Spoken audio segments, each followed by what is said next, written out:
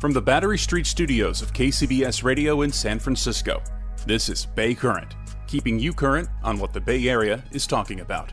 It's Wednesday, October 6th. I'm Matt Pitman. While the story of Gabby Petito, a pretty 22-year-old white woman with a glitzy, made-for-Instagram lifestyle, and her boyfriend-turned-fugitive Brian Laundrie, the prime suspect in her murder, have captivated much of the nation and the world with the media's breathless coverage, this story has also focused an important conversation around the disparity and inequity of how the media covers stories of missing and murdered women of color. And it's reawakened a phrase first used by the late Gwen Eiffel. I call it the missing white woman syndrome. If there's a missing white woman, we're going to cover that every day. It's true. That was all the way back in 2004. To gain perspective, I connected with one of the nation's leading voices on this subject, who's right here in the Bay Area, at the San Francisco State University School of Journalism, Professor Venice Wagner. Professor Wagner, thank you for giving me a few moments of your time.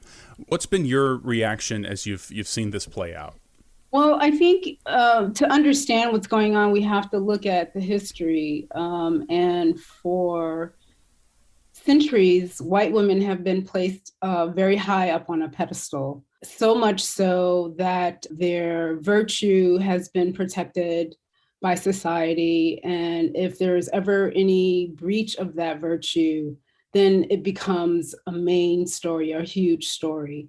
And frankly, society is still thinking in this way, still thinking that white women's virtue has to be protected. And when it's in some way breached, we have to find justice for that. So I think that's kind of what we see playing out here. It definitely played out in the early 19th and late 20th century, or I should say the early 20th century as well, with lynchings in the South. And we saw that often African-American men were accused of somehow breaching that virtue, that white virtue. And often those accusations were false. Nonetheless, we saw African-American men being lynched for the slightest of breaches, so-called breaches. So this is in many ways an extension of that as well. That historical angle is so interesting. I read a piece by Jack Schaefer, who's the senior media writer for Politico magazine. It's online at politico.com.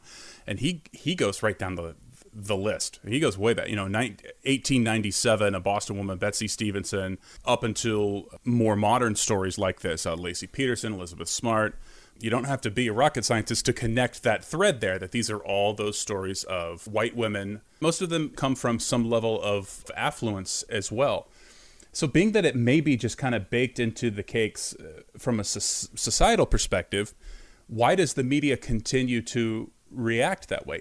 I think that's in part what's going on. They are playing to an audience, but I think it also has to do with unconscious bias. Like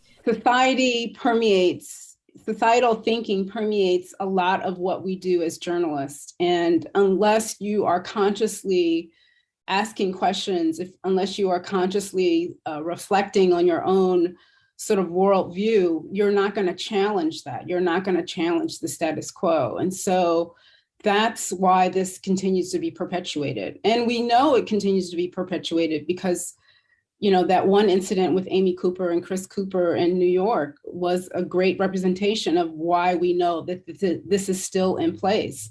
We had a white woman in that instance who actually tried to use the white virtue card, and it failed in that particular instance because Chris Cooper had the presence of mind to actually record what was going on. But the reality is that's the thinking of society. That's where we're always going.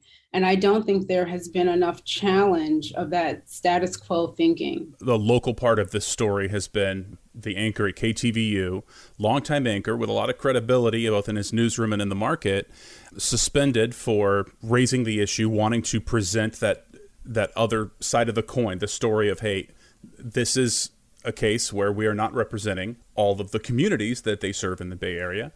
He is on suspension.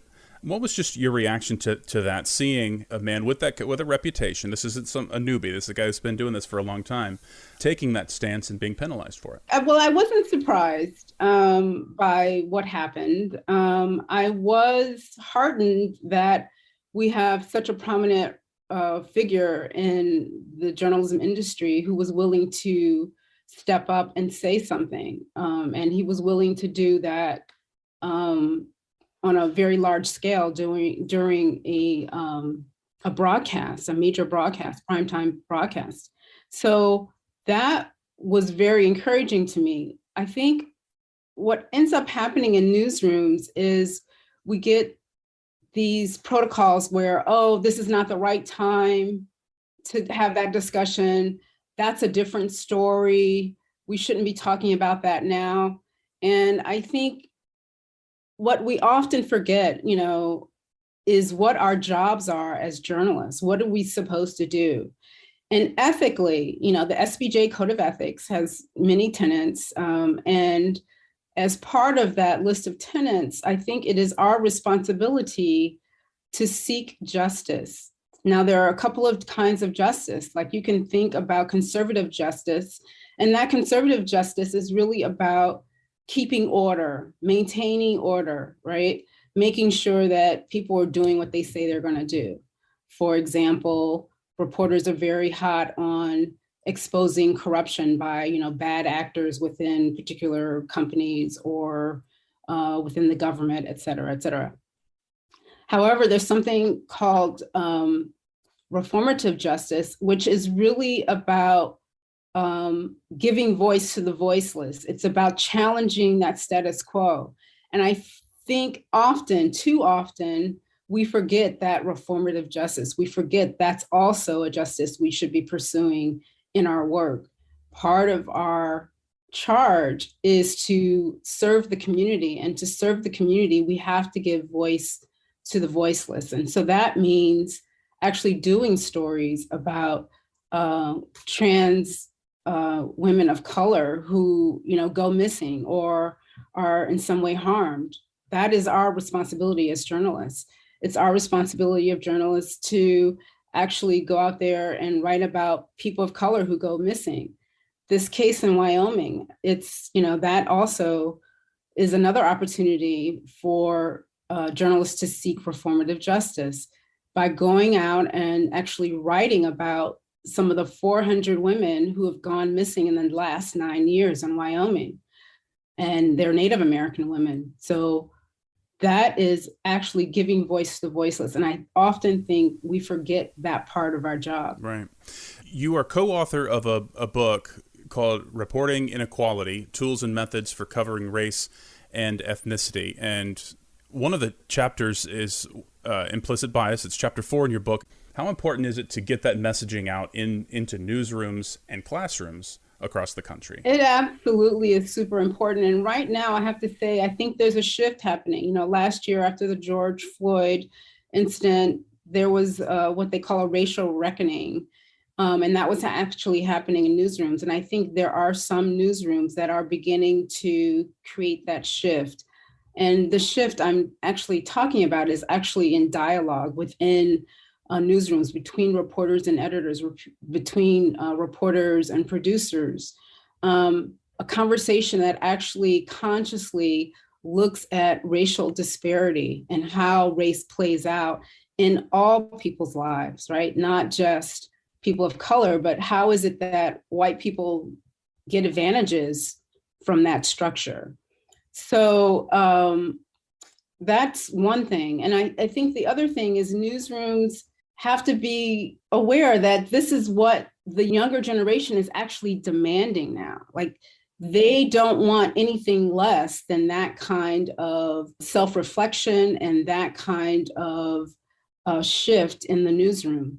So I think because young people are demanding that, they are expecting it, we really may be seeing more newsrooms sort of adopt this approach. And you mentioned with the events of last summer, the murder of George Floyd, and how that opened up and forced the racial reckoning and the awakening, this conversation that's happening more and more around this particular story, around Gabby Petito, and, hey, is this fair, what's going on? Why are we making such a big deal about this story? Obviously, it's terrible, it's tragic, but do you feel like this is maybe the beginning of a greater dialogue around this missing while white phenomenon? Yeah, I think for some reason, I think this particular kind of story, this genre of story is really difficult to challenge because it's hard to say that this is not a legitimate story. It is a legitimate story.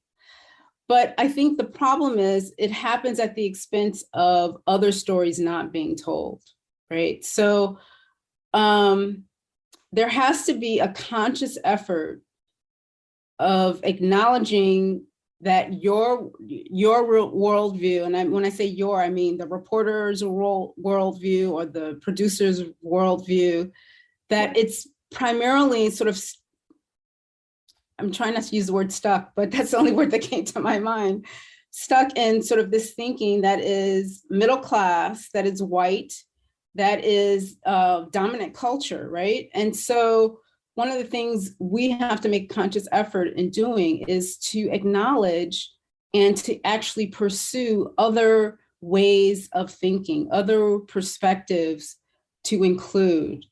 We can't just assume, oh my God, this is terrible. This woman is a nice middle-class white girl. We don't expect anything bad to happen to white middle-class Black women. And when it does happen, when bad things do happen to good people, right? So you notice that I'm saying white, middle class, privileged, that's good. And when it happens to these other people, we expect that to happen to these other people, right? So we have to challenge that thinking. And again, I'm hopeful. I am hopeful because we're having this conversation right now. Professor, thank you so much for your time. Really insightful, and I really do appreciate it. It's a great conversation. Thank you. Thank you. You can find links to Professor Wagner's work and a link to the Politico article I referenced in the description of this podcast. And subscribe to Bay Current wherever you get podcasts, including the Odyssey app and Apple Podcasts. Thanks for listening. I'm Matt Pitman. We will chat with you tomorrow.